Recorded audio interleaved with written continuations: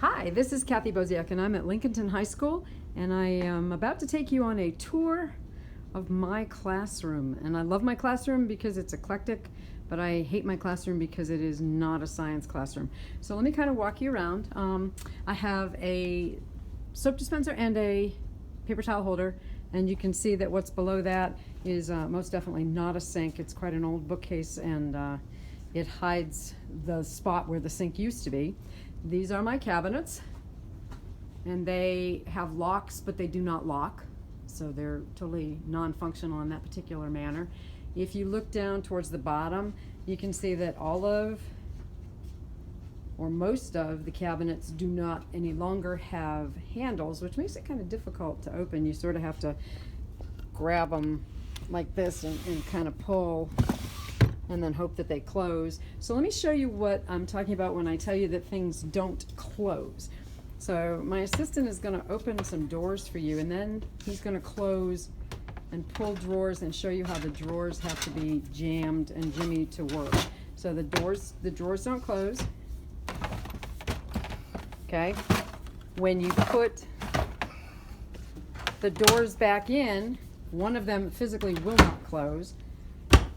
And then when you go to open them, so now to open, you have to try and get a drawer open, pull the door, and then the other side, you have to literally pick up the drawer to open the door. Otherwise, there is no movement on any of those. So I have one long closet that has storage space. This is some of the bookcases, or these are some of the bookcases that I told you guys about. They're old cast-offs from the English department. This is the storage space for my microscopes, and I only have one that has a cover for it. So as you walk around, these are the other bookcases that I have that I told you hold things that are not necessarily things that need to be closed up and secured. This is my greenhouse, so you can see that hiding down in the corner are signs for when it gets wet on the floor. We can definitely put those out and make sure. We tend to grow space seeds in there, which is kind of fun. So this is my sorting area that I have to keep track of all of my papers or things that are old that I need to be disposing of. My river that I have in class that I have no way to do anything with because I don't have the equipment to do it with. This is also another bookcase that I use for storage of some of my minerals and just miscellaneous books for the kids and that sort of thing. So the greenhouse is over here, and again, this is my greenhouse, and you can see that there's greenhouse supplies and lights and stuff in it. If you walk over here, around the corner, this is the biggest storage space that I've got, and I literally have to store the buckets that we use outside or some of the other things that I use for labs on carts because I need to be able to move them.